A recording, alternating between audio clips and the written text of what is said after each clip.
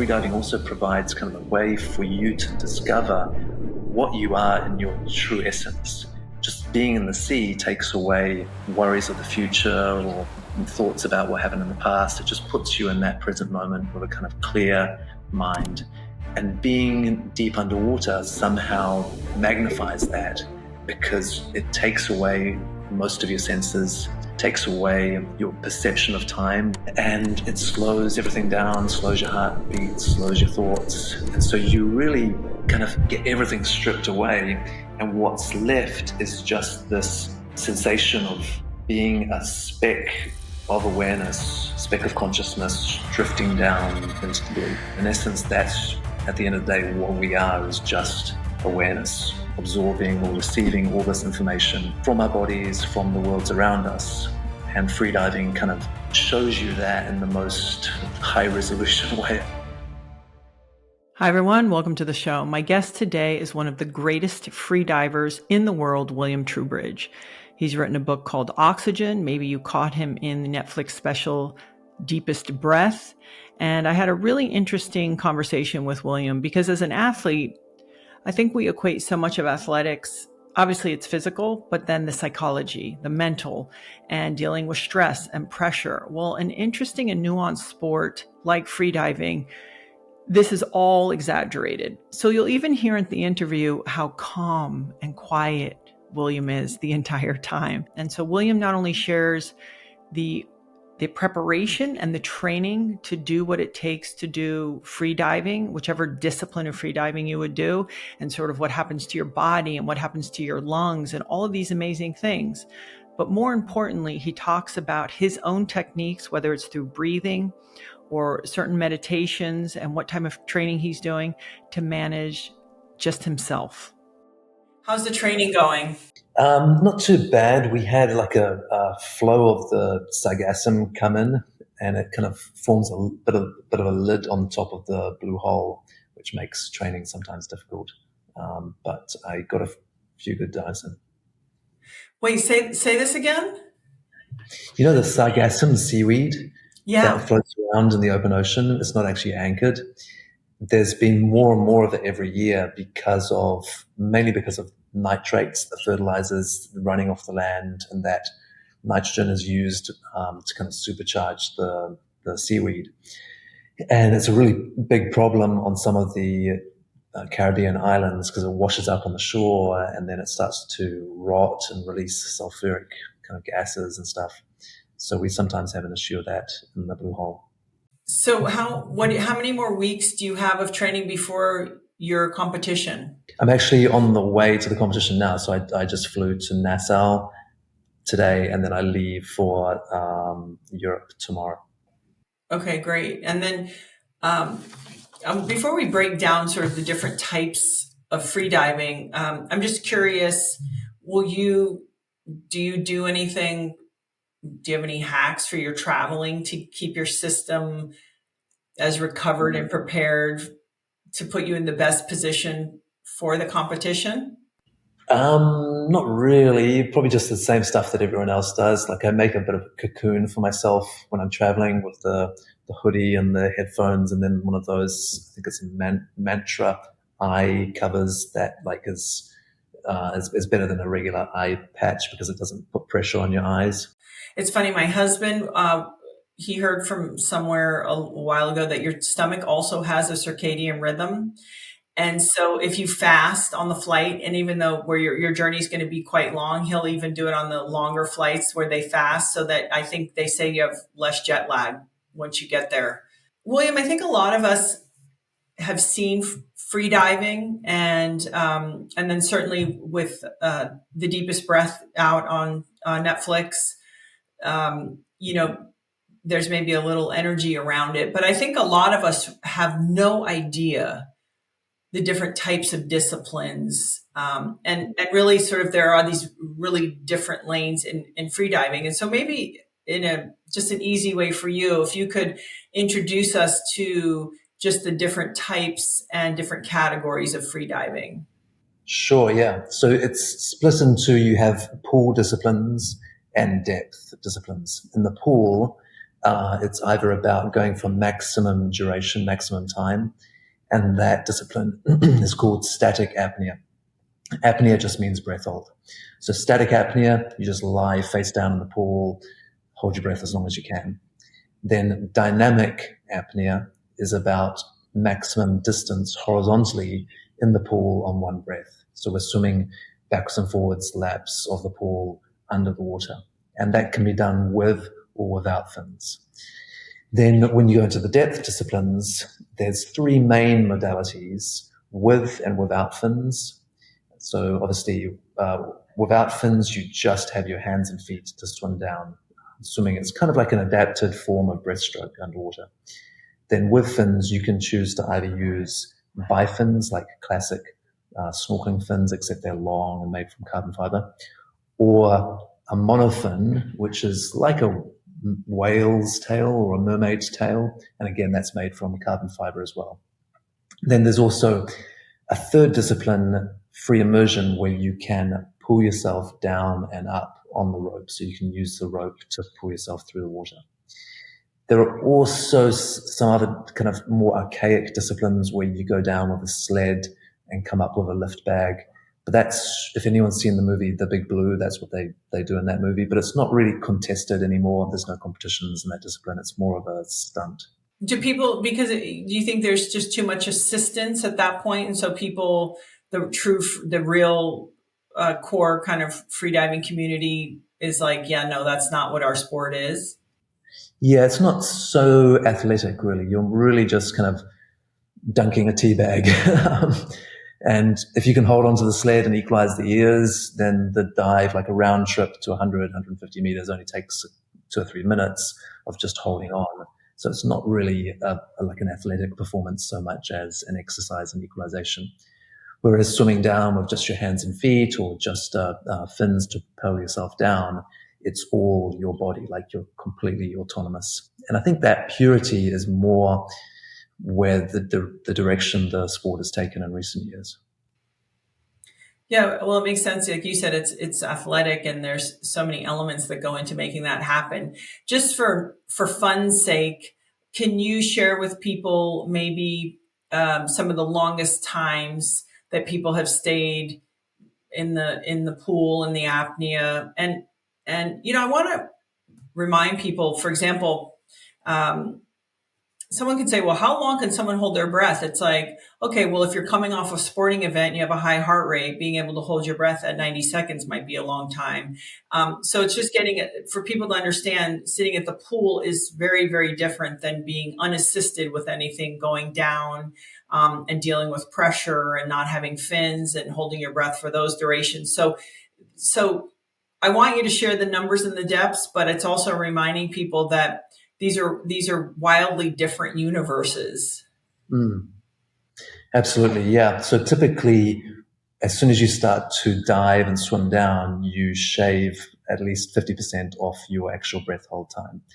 The longest breath holds, static apnea, just in the pool face down, the longest times have been about 10 minutes or just a little more than 10 minutes. And in terms of a deep dive, so the world records typically don't take longer than about 4.5 minutes. But that's obviously 4.5 minutes of swimming and equalizing and sustaining like pretty significant pressures on the body. You'll sometimes hear about different numbers, like you hear about 24 minutes breath holds. And in all those cases, it's holding your breath on pure oxygen, which has 5 times more oxygen than the air that we breathe. So yeah, it's not really, it's not a sport so much as, again, more of a stunt. And I would say 10 minutes on regular air is a lot more significant than 20 or 30 minutes on pure oxygen. And also in films such as like in Avatar, the actors and actresses, you might have heard of Kate Winslet holding her breath for 7-8 minutes. Again, that is using oxygen assistance, not just regular air. What I think is so fascinating about your sport, well, there's a lot of things. One, it's incredibly hard on your body, especially when you start going to deep depths. I mean, I don't think people understand it. For me, it's almost like when people are into mountain climbing. Like there's certain elements that it's very hard on your system, but also how much of it, yes, it's physical, but how much the mental really is such a powerful player in this as well. What did, just for, curiosity, when you're in the pool, are you just weighted down and do you go into this meditative state? How does it work?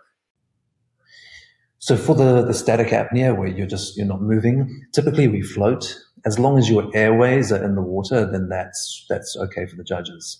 They don't need to see you completely under the water. So we'll float. When I do my own training in the pool, because it's geared at depth, most of the breath hold training I do is on exhale, on a full exhale. And in that case, I sink to the bottom and I just kind of hang out on the bottom of the pool in between breaths.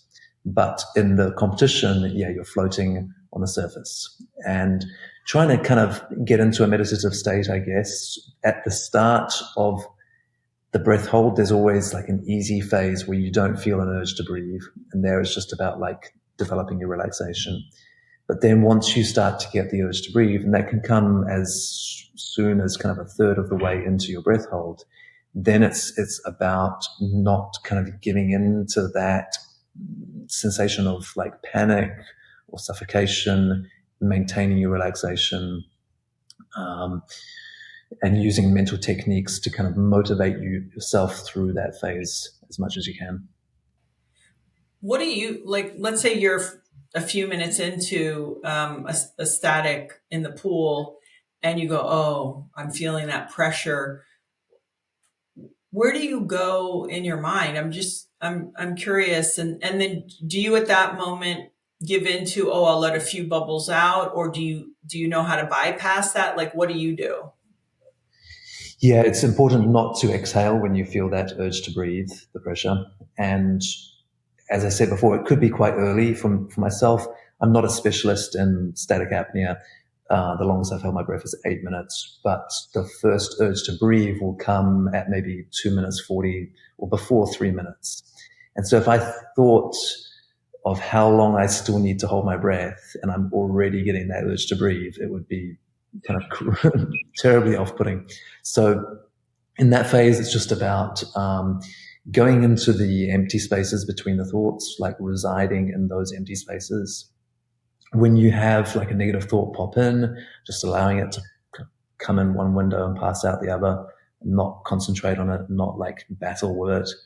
And you can give your mind like a simple task, kind of like you give a baby a pacifier, right? If you give it like a task of counting the contractions, the breathing reflexes we get when we're holding our breath, or humming like a really simple kind of nursery rhyme tune in your head, that's just enough to keep it occupied so it doesn't go down the rabbit hole of negative thinking.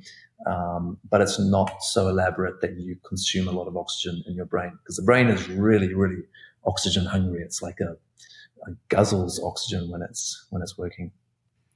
Yeah, I think that's one of the really interesting things about water and no oxygen is it teaches you how powerful your thoughts are, and even your gaze and things like that. Like all of those extras burn so much air, and I think the water being that objective environment is such a fascinating teacher, where you go, oh, the difference was the intensity of my thoughts, or even it was my tongue or my jaw stiff or any of that. It's so, all the nuances that you guys deal with is so fascinating. I have to say there's certain sports though that I sort of think that because it is hard on you physiologically, I always wonder like what is driving these athletes, because you can win, but I sort of feel like even within the training and within the competing, this is hard on your body in a very unique way. What is it? Is there something common amongst all of you that you have to do this? Like, what do you think the driver is that calls you to this kind of endeavor? Yeah, firstly, to talk about like the impact it has on the body first. So physiologically, it is such a different sport to anything else that we experience, because you have this dive reflex, your heart rate slows to 20, 30 beats a minute, your spleen contracts, your lungs are smaller volume than they can ever be above the surface, all these different things, peripheral vasoconstriction, or your blood is pushed to the core. And so it sounds really extreme. And when you talk about the pressure, you can describe the pressure at 100 meters as being, in terms of pounds per square inch, it's something stupid like 100 or more, but it's 3 or 4 times the pressure inside a car tire. And all of that sounds like it would be doing damage to your body, or that there would be some kind of long-term effect. But I actually think that in the long term, the effects on your body are probably less than most sports. For instance, like tennis or soccer or running, any of those sports, if you play them for 10, 20 years, you are going to have injuries and need to replace hips or other things like that. In freediving, there's none of those kind of progressive injuries that happen. As long as you are diving within your limits conservatively, we haven't yet discovered kind of a long-term impact. I personally already have an artificial knee from volleyball, from jumping. You know, I Yeah. have, from repetitive. Yeah. So I can relate to that part of it. Mm-hmm. It just feels like, again, looking from the outside, and I could be projecting something of my own feelings about on it. It's sort of like, what drives you personally, because you can't speak for the other people, sort of down there, like, and what's the calling? Because I do think it is that it has to be a calling, because it's a lot of work.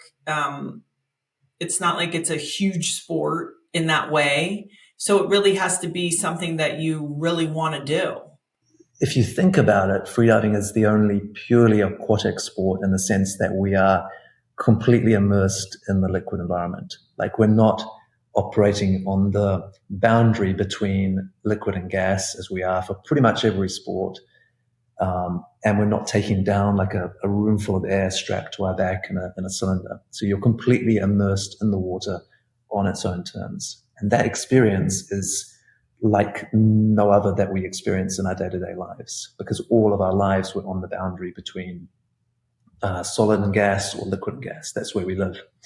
So just that would be enough. But it's also, freediving also provides kind of a portal or a way for you to discover what you are in your true essence, because it strips everything away. And you'll know this already from going in the ocean regularly, that just being in the sea takes away worries of the future or thoughts about what happened in the past. It just puts you in that present moment with a kind of clear mind. And being deep underwater somehow magnifies that, because it takes away most of your senses, takes away your perception of time, which we normally perceive through the rhythm of the breath.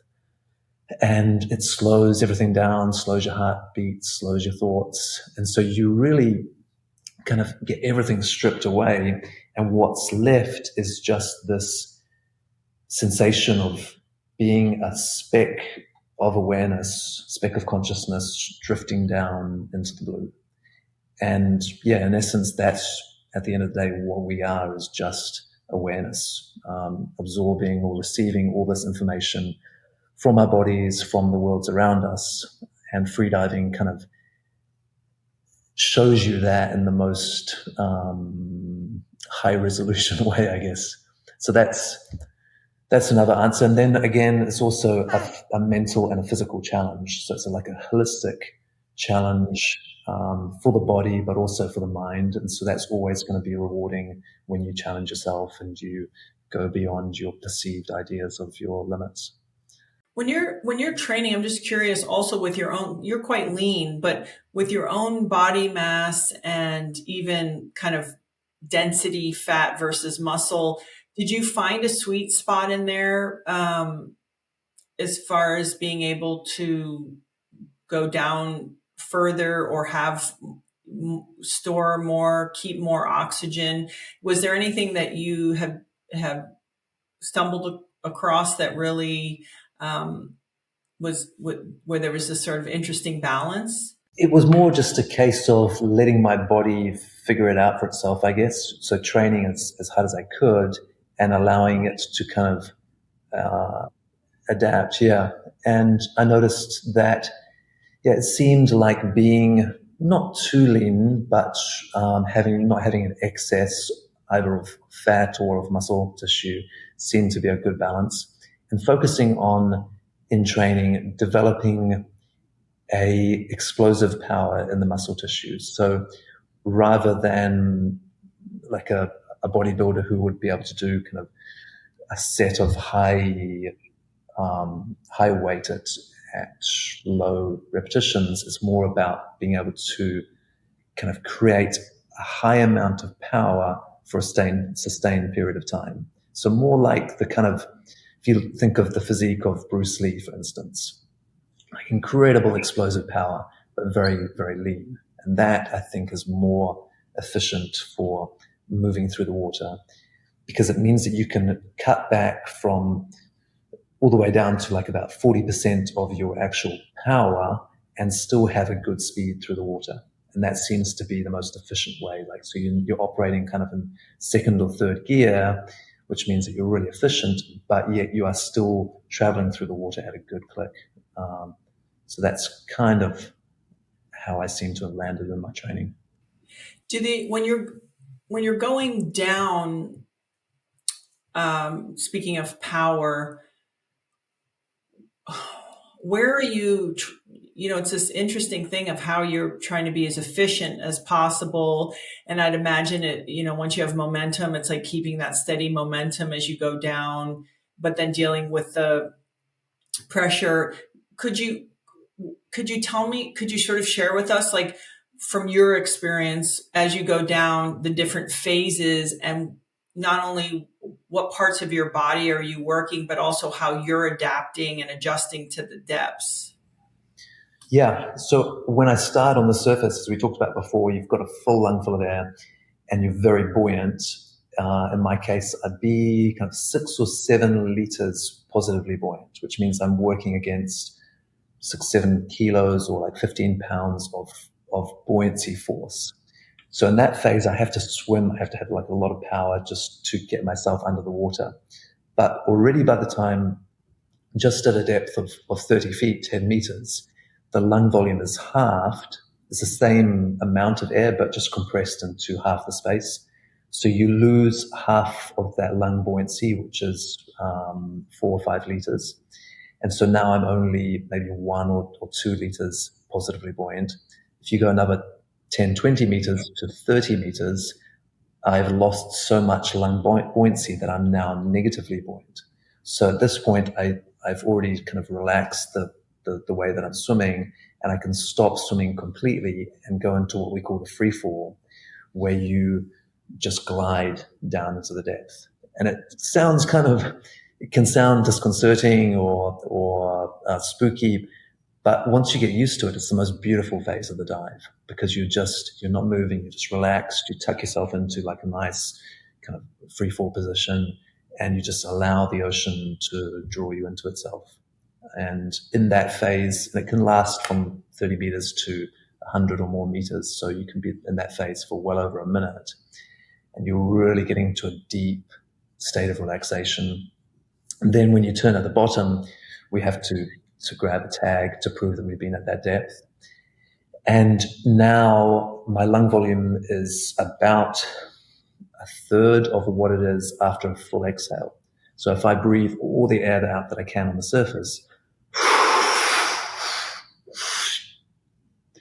so completely empty, there is actually still some air in the lungs, about, in my case, maybe 1.5 liters or 2 liters.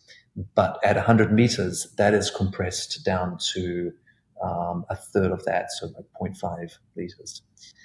And it means that you have to be completely flexible in your diaphragm, in your rib cage, in your rigid airways, the trachea and the bronchi, in order to accommodate that pressure change. Otherwise, what happens is the blood vessels in your lungs can burst and release blood into the airspace, and we get what we call an edema, which is where the lungs start to fill up with fluid.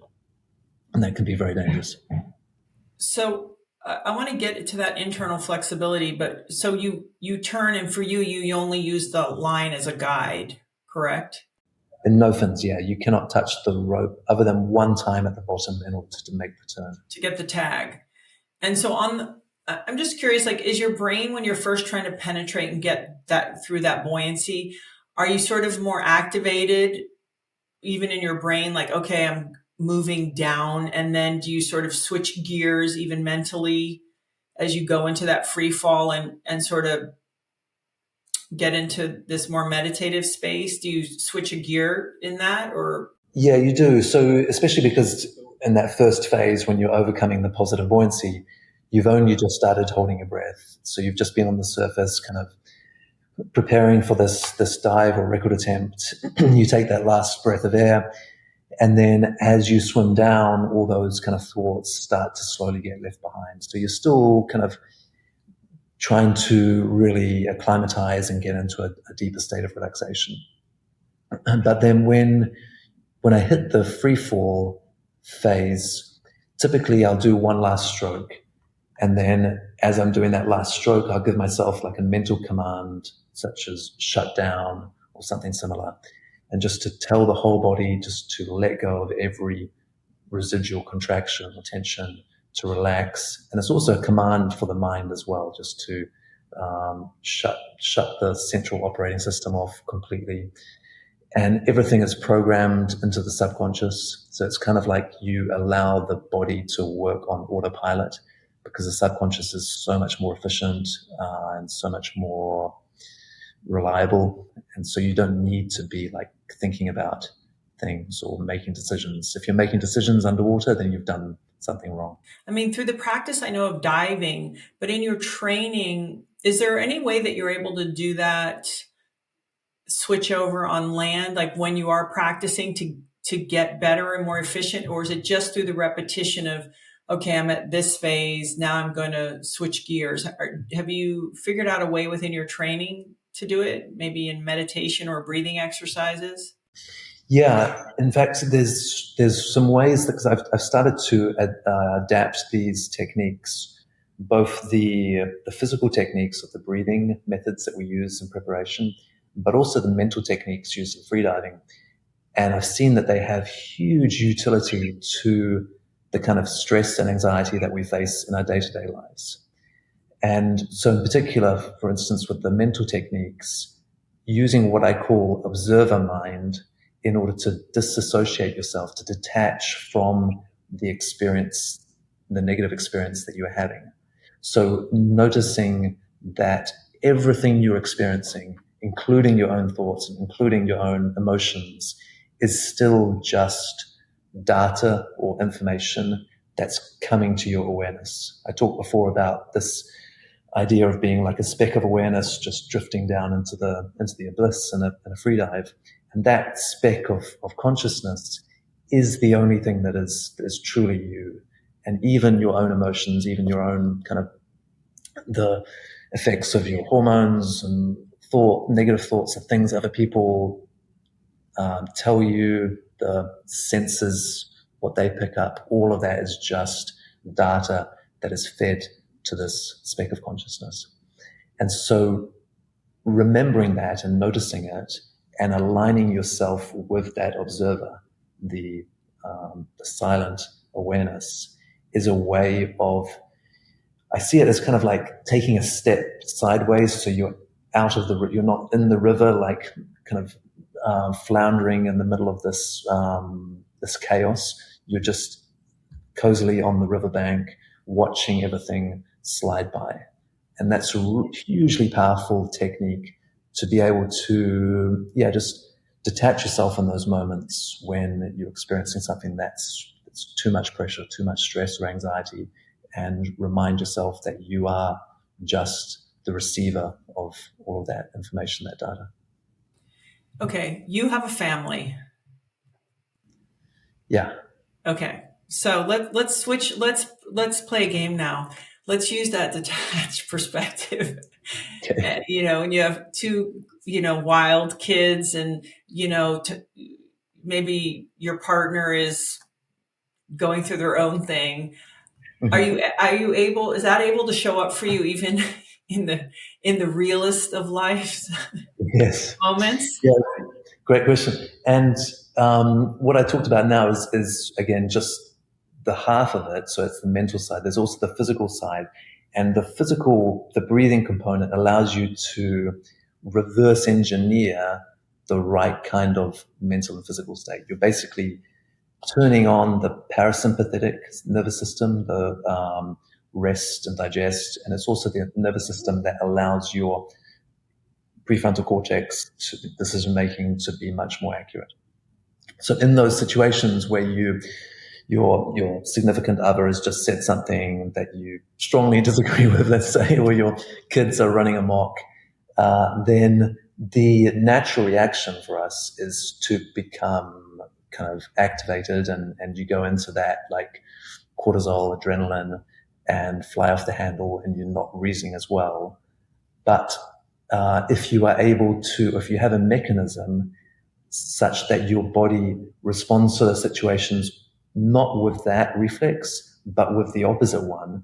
So your automatic response is to breathe more into your diaphragm through your nose and to just mentally take that step sideways so that you're now observing this from a kind of a position of serenity.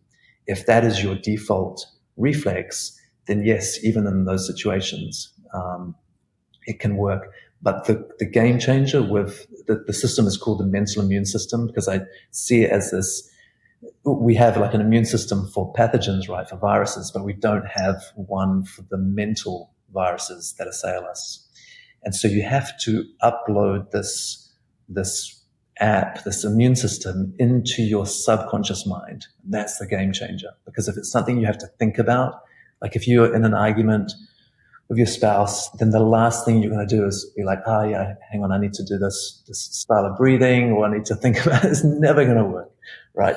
But if it's something that's subconscious, that just kicks in automatically while you're focused elsewhere, then it will work each and every time. And so the mental immune system is about training yourself or scripting this program into your subconscious mind so that then it will come out in those key moments without you having to cause it or to call it into action.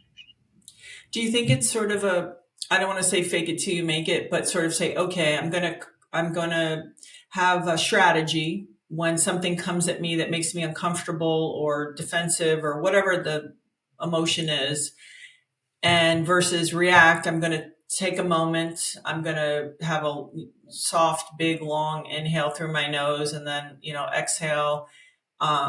And that if you can start practicing that, I mean, you use your sport also as an opportunity to practice that. But I think in the beginning, and maybe this is where experience comes in life, right? Is when we recognize like, oh, I could make a change here and do this mental immune system training, if you will, that it's okay in the beginning if we're sort of almost forcing the practice. Because then I feel like once the outcome is more positive, because it usually is when we do that, that then it does happen more on the subconscious level. Did you sort of at least, because I think people want to do this, but I think we sort of go, well, I don't know if I could be a person who could ever get there, just subconsciously kind of relax and take it easy. So you think it's sort of something to practice that then all of a sudden we intuitively and instinctively know, oh, this is the better route to go, and we just start to naturally do that. Yeah, absolutely. And what you talked about is basically kind of creating like a feedback loop, like a positive reinforcement, right? So you do it and you see that there's a good result, so you get a positive confirmation for that. And the kind of the roadmap that I've created in order to program this into the subconscious involves, at first, the key I feel is to take on the small challenges. Don't worry about those like huge fights or the kind of the difficult conversations at work, like tackle them later, but take on the small challenges. And that way you're more guaranteed that it's going to work and create that positive feedback loop. And each time that happens, your subconscious takes a note, and it's like, okay, yeah, that worked that time as well. And so it gets more and more deeply ingrained. And so all of those kind of small things, like getting stuck in traffic, or maybe having to go to a new hairdresser, so you're kind of stressed about what they're going to do, all those like little moments, which aren't really kind of major things. And you can use these techniques in order to stay completely serene and relaxed and fine during that situation. And then you'll notice that, yeah, it does work, and get that confirmation, that feedback loop. Yeah. I think it's a really important point, because like everything, it's a muscle. It's sort of like complaining. You can practice that muscle. Well, all of a sudden that becomes your response to things. They talk about your neuroreceptors. There was a gentleman, forgive me if I think it's like Sean Aker Archer. He used to talk about happiness, and how if we could think of 3 things that we were grateful for, that we would start to develop those neuroreceptors would be looking for good information. Conversely, if we're always like, oh, the food was cold and the traffic and, all this, that all of a sudden those neuroreceptors grow and they're looking for the bad information. And I think we don't realize that, to your point, if we practice it in these little ways, that those muscles develop, and it does get easier. Yeah, absolutely. And it's the same as we would train for any sport, right? Like you wouldn't go out and try to surf the biggest wave on your first day of surfing, or like play in the most difficult game. Like you practice the moves and the plays in isolation. The same in training for freediving. I'm doing short, shallow dives, working on technique, working on one specific element. And that way you build up like an overall stronger technique, which you can then use on those kind of major occasions. So yeah, concentrating on the small challenges. And then what will happen, what I noticed, is that you will find yourself in this kind of major confrontation or major like pressure situation. And at the same time as you notice that you're immersed in it, you also notice that your breathing has changed, that mentally you're kind of in a state of detachment or serenity, and that the system has kicked in even before you became aware yourself that you were in that kind of situation. Yeah, I think it's a really great reminder. So let's well, I want to talk about your breathing practice, because it's the key to all of this. It's the physiological preparation. Is it different 3 weeks prior to a competition? Does it change? Is there time changes? Is it the amount of times you do it through the day? What is your philosophy behind your own practicing? Because you did talk about all of the things interiorly being flexible and able to move so that it can handle the pressure better. I'm just curious, how your breathing practice is. Yeah, I could break that down into, there's the exercises that focus on lung flexibility and stretching the lungs. And then there's also exercises where I'm just working on the breathing and slowing the breathing down, or doing breath holds as well. And for the lung stretching, it's mostly about like generating a really strong negative intrathoracic pressure. So negative pressure, or like a vacuum pressure inside the lungs. And we do this by exhaling everything completely and then using the mouth like a pump to take more air out of the lungs in addition. So it'll kind of look like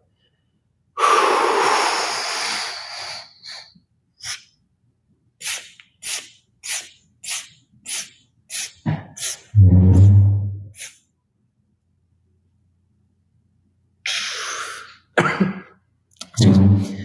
And so when we do this, it creates like a decompression of the lungs, and you can then work on the flexibility of the ribs, of the diaphragm, which is what I was kind of massaging up underneath the ribs. And also that negative pressure collapses to a certain extent the rigid airways. So you're simulating what's going to happen during a deep free dive. And combining that's just like a very, very kind of brief version of the exercise, but I'd normally combine this with movements, with stretches and massage, and contractions of the abdominal muscles, which in yoga is called nauli. It looks like a kind of a washing machine in your belly. And so that's all the kind of stretching and flexibility side. And then on top of that, then there's the breath work where, for instance, in pranayama training, I'm slowing the breathing down and taking very, very long exhales and inhales with a hold between them. And so the breath might be down to a frequency of like once every minute and a half. Or if I'm doing it on an exhale, maybe once every minute. And so you're kind of training the body both to accommodate low oxygen and high carbon dioxide, but you're also training mentally to stay in that state for a long period of time, such as kind of 20, 30 minutes. And then there's the straight breath holds where you're holding your breath with either full lungs or empty lungs, typically in the pool, and just going for maximum time. And we'll do different versions of that, like training tables where we might do 10 breath holds on empty lungs with one breath between them and going for the maximum time for the whole exercise. So there's a lot more different exercises and stuff on top of that, but that's kind of like an example of the different stretches and breath work. You know how like we have good days and bad days? And what do you do? Because I'm sure there are days that you're holding and it's just not as easy for you on other days. How do you mentally kind of, how, because it's funny, and especially I'm just thinking how exaggerated it must be in your sport, where our bad days, we can see it, we know it, you're underwater, you're already feeling it ahead, thinking, oh gosh, I feel this already. This normally would be a minute away or 30 seconds away, and I'm already feeling it. Where do you go mentally to, I know you were talking about those tasks and things like that. Is it just that observation and it's like, oh, it's okay, it's one of those days? I can help. But firstly, it's important to identify whether the reason why it's a bad day is just like fluctuations, or if it's overtraining in particular, because if you're overtraining, then it would be better to actually stop and just to rest and to give your body the chance to recover. If it's not overtraining, then the way that I would motivate myself is to remind myself that I'm not holding my breath to try and break my personal best each time. I'm holding my breath to send a stimulus to my body to tell it what I want it to change in order to become a better freediver, in order to be able to hold my breath longer. So if my limit for the day is 5 minutes or 4 minutes, but I'm going close to that limit, then the stimulus that I'm sending in order to make that change is the same. And that's the goal of the training session at the end of the day. Well, that's managing ego, right? Like, I think that's a really important point that you're saying, because we talk about that even when we lift weights. I'm like, your body doesn't know what weight number you have. It just knows it's working. I really appreciate that differentiation of like, hey, I'm accomplishing the goal. It's, it's not from the ego on time, but it's like, what is my objective? That's a really important delineation. I'm just curious, dealing with the stress, like high performance situations. It's like game on, the other divers are diving well and deep, and you've got to sit there with the psychology of, okay, I need to just worry about myself and do the best I can do. How do you manage your emotional state right before you're going to go down into these really challenging dives? Yeah, that's one of the most delicate periods of the dive, is the preparation, the minutes leading up to that last breath. Because there, if you allow yourself to get into kind of like a rabbit hole of thinking about what's coming up or what will happen if you're not successful, or even if you are successful, then that's going to trigger the sympathetic activation. Your heart rate's going to get up. You're going to be starting the dive already with a deficit of oxygen. One of the most important things I teach in courses is that you cannot ventilate yourself to have high oxygen. There's no style of breathing, even hyperventilation. So even if you're breathing 100 times a minute, it will not change the amount of oxygen saturation in your arterial blood, the blood that's flowing away from the lungs. All it does is it reduces your carbon dioxide, so it makes it feel like it's easier to hold your breath, but it's less safe, and you actually use your oxygen quicker. But the only way that you can increase your oxygen store before a breath hold is by being more relaxed. Because the more relaxed you are, the less work your body has done, and so the less deficit or debt there is in your venous blood, the blood that's flowing away from your body tissue. That's why if you ran down the beach and jumped into the sea and held your breath, you would have high CO2 as well, but you would have this oxygen debt from that work, which would be contained in the venous blood. So the preparation is all about trying to be as relaxed as possible in order to maximize venous oxygen saturation.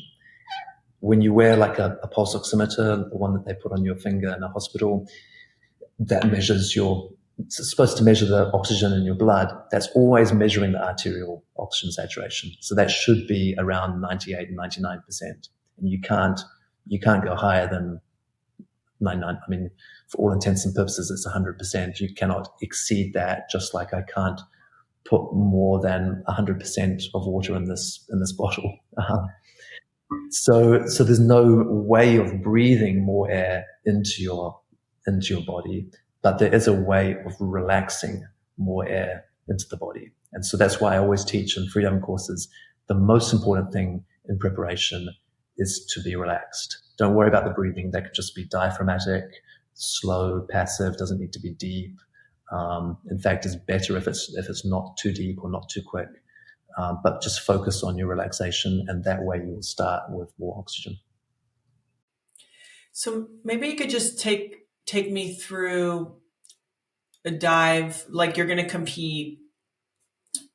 Hopefully you've slept well. Do you toss and turn the night before thinking about it, or are you pretty relaxed at this point in your quest? I'm normally not too bad, but I'll try and get to bed really early before a record attempt. Like I'll try and be in bed by kind of 9 or 10 o'clock at the latest, so that even if I do toss and turn for an hour or so, it's not going to cut into my sleep too much. And then do you guys usually is competition usually early? Are you considering wind? Like, is it all of these? Or are you in such controlled environments that it's set times usually? We normally know the night before when we're going to be diving. And typically it's morning between kind of 9 to noon. Is there a smoothie or a scrambled egg, or what goes in? Oats normally. So just boiled oats, maybe with some dried fruit and honey. So carbohydrates are really important for freediving. You want to have glycogen in the muscles and sugars available in the blood.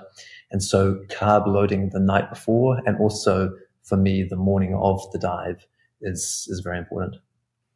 It sounds like the 80s, William. Like that's when I was in high school, they were like carbo the night. We were all like with spaghetti the night before, that's what we got it wrong. It was different from what you're doing.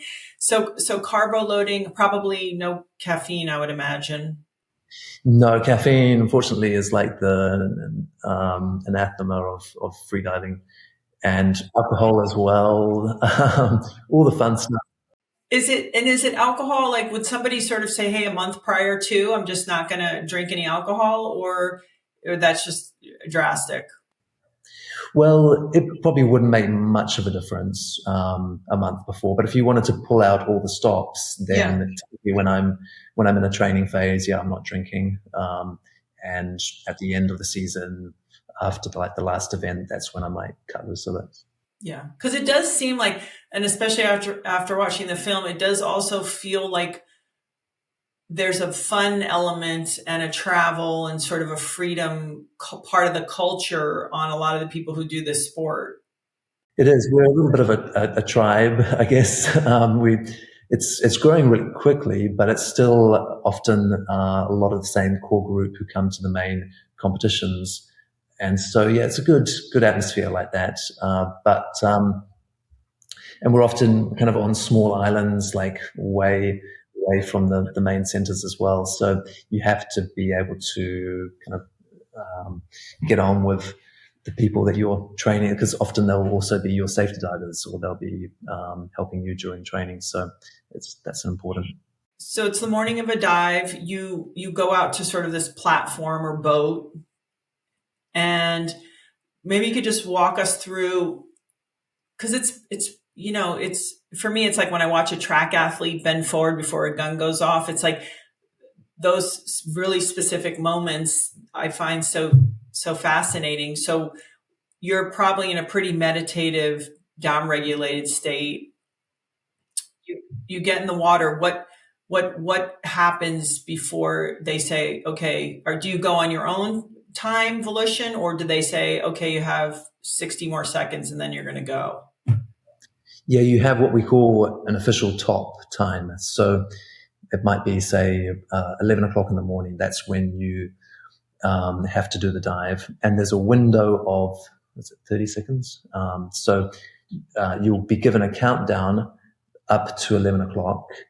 So at 10:55, they'll say 5 minutes, 4 minutes, 3, 2, 1. And then you'll also get 30 seconds, 20 seconds, 10 seconds, 5, 4, 3, 2, 1, 0, go. And then at the 0, you still have 30 seconds to start your dive. So you can start any time from 0 to plus 30, but you must start in that window. So I'll be lying on my back next to the guide rope and just relaxing, breathing passively. And I kind of time it so that I'm starting to take my last breath just before 0, because it does take a little while. It takes me maybe 20, 25 seconds to fully take a breath and do what we call packing, where you are pushing more air into the lungs. So using the mouth again like a pump to push more air into the lungs. And so you want to time that so that you finish taking that last breath well before the 30-second window is over. That last breath, do you know, you go, oh, that's the last breath before you start? You're so intimate with that kind of I'm topped off feeling that once you get the breath, you're like, now I'm ready? Yeah, there's like a sequence that I would do leading up to that breath. So when I feel ready, or when it's time, when the countdown is nearing its end, then I will start that sequence, and it results in taking this final full inhale and then packing the air in, and then I'm ready to go. And in that time, the mind is there's this voice in the mind that those negative voices that always kind of choose the most inopportune moments, and so I might get the thought like, this is the last breath you're going to take, or you're going to die down there, or those are the kind of thoughts that will enter your mind in that empty space as you're taking the last breath. And so being able to not react to those or try and combat with those thoughts, but just let them slide through without kind of taking them face on, is a really important part of that process too. And I think you know this, but people have a thing about the ocean and going down into the ocean, and there's large animals and large things. I know when you're doing a competitive dive, you're just there. It's you and the line pretty much. And I would imagine, besides getting your tag, coming up properly is, I would imagine, kind of the only thing on your mind. But you've spent a lot of time in the water, and I'm sure people are curious if you've ever had interesting critters, animals that you were sort of memorable for you. Yeah, I mean, I could fill a whole day talking about all the kind of underwater encounters and experiences, especially with some of the aquatic mammals like whales in particular and dolphins. Some just mind blowing experiences there. But it could also even be with just like a little seahorse that's floating around in the middle of like a vast expanse of open ocean. There's just this tiny little thing that's just chilling, bobbing away. But in terms of during an actual deep dive itself, yeah, because I don't wear a mask, I can't see clearly underwater. There could be any number of things around me, and I probably wouldn't know. In fact, in my very first world records, I did actually wear a mask, and I remember on my first successful world record attempt, on my way down, it was in the blue hole, and we have a school of tarpon that live in the blue hole underneath the kind of the eaves, the balconies of the blue hole. And there's also often at least one or two barracudas, big kind of 5-6 foot barracudas. And I've never seen it before or since, but on the descent of that world record attempt, I saw this kind of flashing of silver in front of my face, and it was tarpon chasing a barracuda at light speed around the blue hole. It was like, whoa, what was that? What just happened? Hang on, I've still got this record attempt. Okay, get back in the zone. So that was an interesting experience. But no, I mean, we've seen videos from like the bottom camera footage after record attempts where there's been like a lionfish or something that's been hanging around the bottom plate that's attracted to the light, but I don't notice it while I'm down there because I'm just kind of focused inwardly and not really able to see clearly either. I'm also really fascinated. So you grab your tag. There's a real specific protocol to coming up and doing this correctly. What's that process like? Are you referring to the surface protocol, like once you get to the surface? Once you're coming up, yeah. Yeah. So once you arrive on the surface, in order for the dive to be official, to get a white card from the judges, you have to do what we call the surface protocol, which is kind of like a proof of your lucidity. It's like a test to make sure that you haven't gone too far into hypoxia, to low oxygen. So you have to, when you surface, remove any facial equipment like nose clip or goggles, make an okay sign, and say, I am okay, all within 15 seconds, which doesn't sound like much, but when you've just dived for 4 minutes or more, then, and you're trying to like recover at the same time, it still does constitute a little bit of a challenge. And especially if you're close to the limit, if you're having what we call a samba, which is where you've gone too far into hypoxia and it's like a loss of motor control that causes your body to shake. Like, you're trying to breathe, but your body is shaking at the same time. That makes it more difficult to do this service protocol. Is there like an age limit on this? Can you age out of this sport, or is it pretty much because you're getting more experience, you're getting more information about yourself, more input, you're improving? Is there sort of a aging out of this sport, or? Not from the sense of like when you can no longer do it at all. We have people in their 60s and 70s who are still freediving and still going to significant depths and holding their breath for a long time. So there doesn't seem to be a limiting factor like that. Obviously, in terms of performance, that's going to start to decline at a certain point. But even there, it's probably one of the sports where you would reach your peak later in life compared to other sports, differently compared to, say, swimming on the surface. So we have athletes, like typically, I think all the records at the moment are held by athletes in their 30s or 40s, and plenty of divers in their 40s who are still kind of challenging for the top spot. I know this is a very personal quest, this sport, but you seem incredibly zen, calm. But do you ever get competitive? Are you like, oh, I want to beat that guy, or like, do you ever feel that way? And it's something that I'm always having to work on, because I think by nature that's a weak spot for me. Like as a kid, I was all intensely competitive in chess and sport and everything. And when I found freediving, it was kind of a conscious decision that I didn't want to bring that side in too much. Like I wanted to make it more about like a journey of discovery of what I'm capable of, or what the human body is capable of, rather than trying to beat the person next to me. And there've been moments where, I haven't been able to do that as well, and I've kind of descended more into the competitive side, and I've seen that does negatively impact my training, my performance. So for this sport, at least, if you're motivated by ego and winning and beating someone else, then it seems to be a disadvantage, if anything, which is kind of cool for a sport. I think it makes it more about the personal journey. Yeah, the water is such the best equalizer, isn't it? No matter what.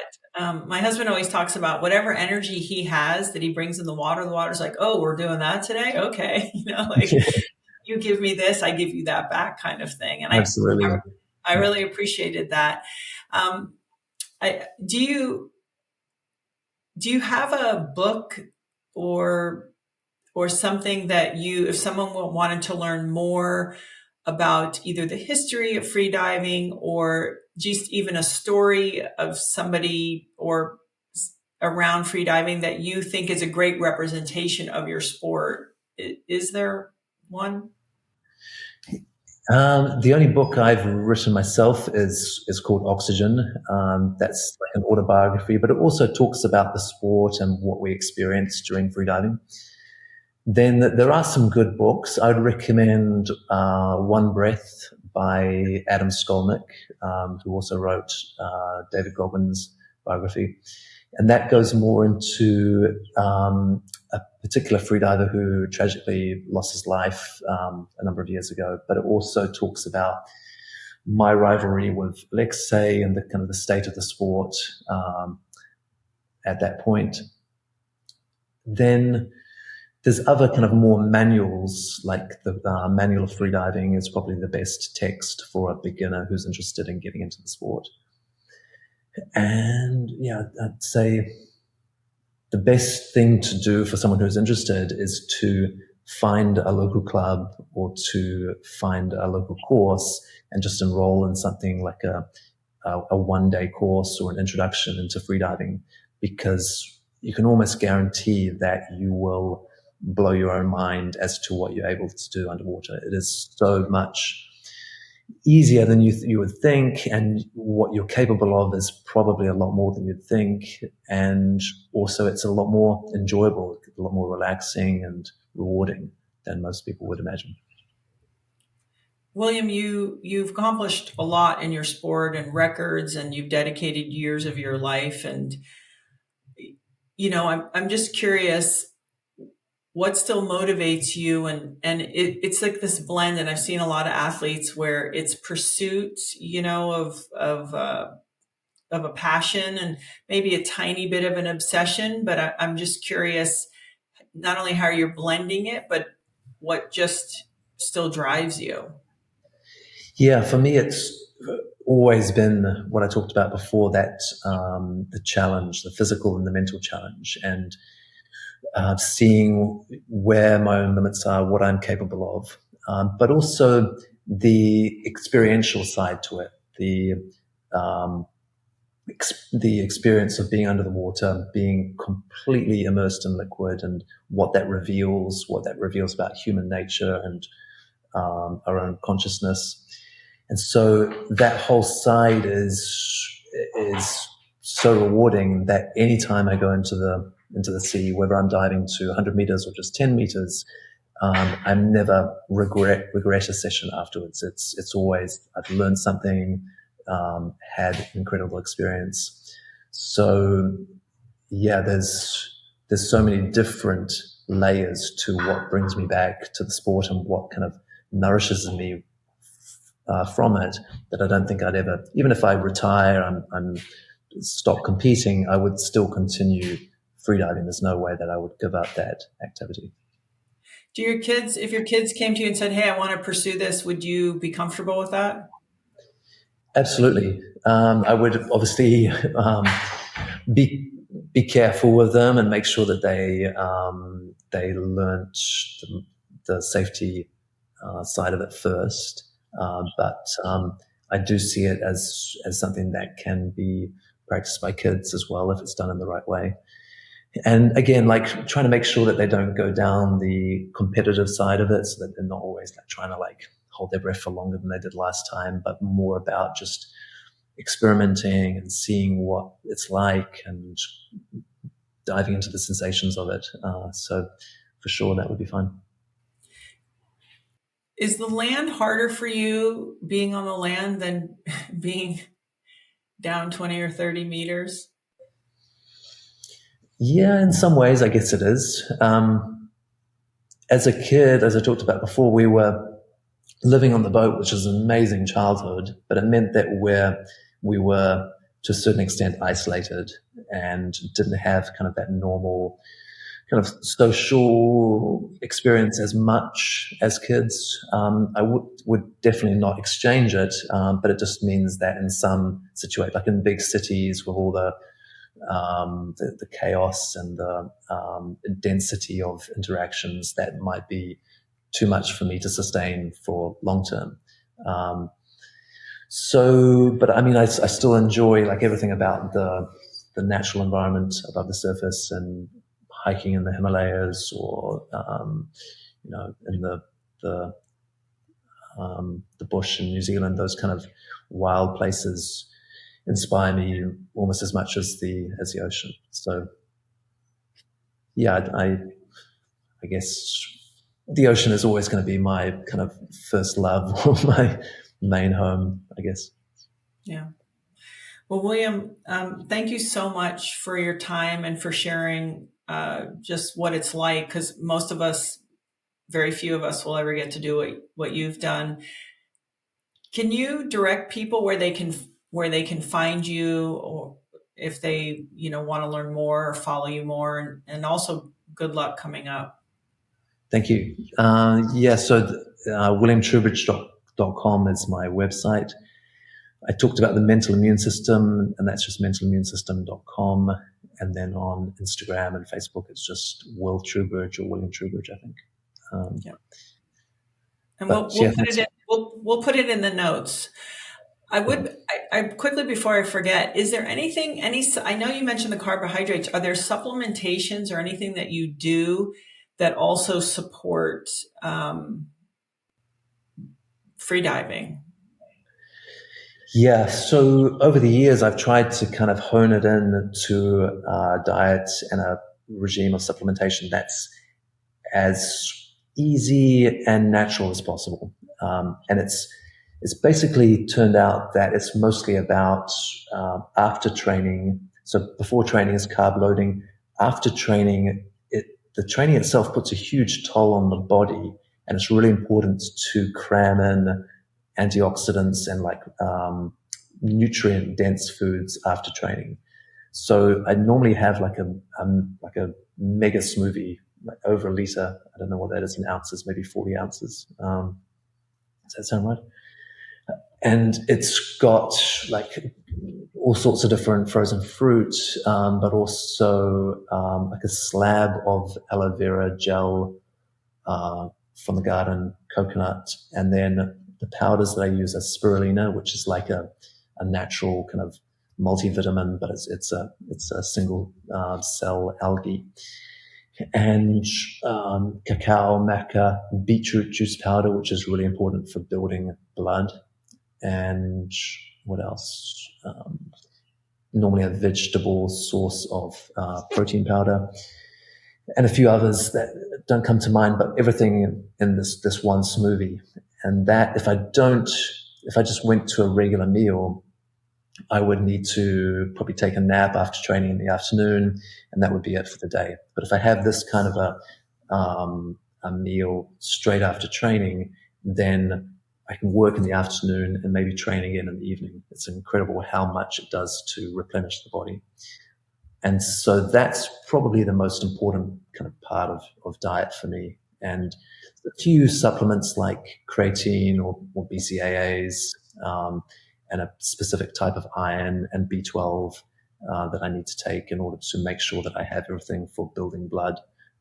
But other than that, I try and kind of limit the extra supplements. So William, I'm sure I forgot something, but if there was anything that felt important to know about you or to know about freediving that I missed that feels important to you, I just want to create that one last opportunity. Right. Thank you. No, I think we've covered everything pretty well. The main thing to reiterate would be that if anyone is interested in trying these techniques or holding the breath or freediving, to never ever try and do it alone, even if it's just in your own pool, or bathtub. If you are in the water holding your breath by yourself, then that's the most dangerous thing you can do. And in fact, also, if you're holding your breath dry, if you hold your breath dry with nothing covering your face, it's completely safe, because the worst case scenario, even if you black out, you just start breathing again naturally and you'll wake up. But if you have a nose clip on or like a mask on your face, then it becomes a little bit more dangerous. So breath holds dry with no equipment, 100% fine. But the moment you step into water, make sure that you have done a freediving course or trained the safety side of it to a certain extent, and that you have someone there who is similarly trained who can watch you and execute the safety protocols. Great. William Trubridge, thank you so much for your time. And we'll be looking for you. Thank you. Cheers. Great. Thank you. Thank you for listening to this week's episode. If you want to learn more, there is a ton of valuable information on my website. All you have to do is go to GabrielleReece.com or head to the episode show notes to find a full breakdown with helpful links to studies, research, books, podcasts, and so much more. If you have any questions, please feel free to reach out and send them to @GabbyReece on Instagram. And if you feel inspired, please subscribe. I'll see you next week.